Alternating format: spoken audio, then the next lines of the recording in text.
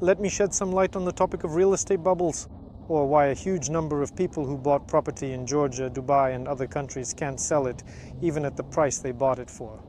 And as a result, very often they end up selling at a loss just to get out.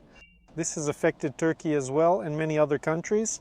The thing is, most developers building in these locations fully understand that the mass market segment is precisely the economy and comfort classes. So what is the essence of economy and comfort classes? When a developer builds, they realize they need to build as cheaply as possible, targeting those people who will actually buy the property. And the people who buy economy and comfort class properties naturally want the best price. And the developer tries to offer the best price possible, doing, let's say, whatever they can. There are no frills there. These products don't provide any wow effect, and they're created specifically for their target audience. The developer's motivation is clear. More people can buy and afford this product, it's easier to sell, and advertising is cheaper. That's why a huge number of people, including developers, are moving into these segments. What's the downside? The downside is that there's enormous competition. That is, if you look at almost any location, there are a lot of properties in the economy and comfort segments. And all this housing is competing with each other, right? And at some point you reach a limit where there aren't enough people, new people, to keep buying up this real estate because developers keep building and as a result try to motivate buyers with various promotions, installment plans and other incentives. And people in the secondary market often can't get out of these projects. But the main problem isn't even that. The main problem lies in the fact that this real estate can't have high margins.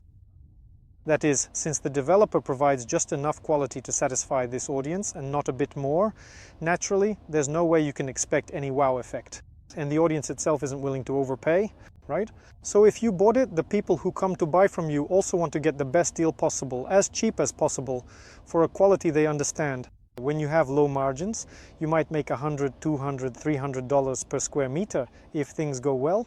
We're not talking about $1,000, $2,000, $3,000 per square meter and so on. We're not talking about doubling, tripling or anything like that. So in which cases, in which residential complexes are we actually talking about that? Which residential complexes are the ones where you can actually double or triple your investment and so on? You can double or triple your investment precisely with those products that have high added value. As a rule, these are business and premium class properties. Why is that? Because for clients who buy business and premium class properties, money is only the second or even third priority for them. Their top priority is quality, their expectations, and the wow effect they get from the product they purchase. Well, just think about it. If someone buys a Rolls-Royce or an expensive clothing brand or other things that obviously have their price, but a price much higher than the cost to produce that product. Sometimes it's 10 times, sometimes even more than 10 times the actual cost of the product. What are they paying extra for? Clearly, it's not for the product itself or its features. They are paying extra for the effect they will get from that product. And the entire marketing funnel of expensive brands, of products that cost much more than their production cost, is built on this, right? And in real estate, it works exactly the same way.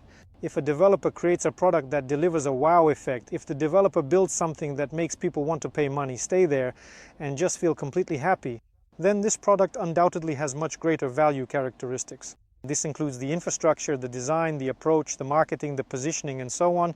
What is the main feature? Such products simply cannot be cheap under any circumstances.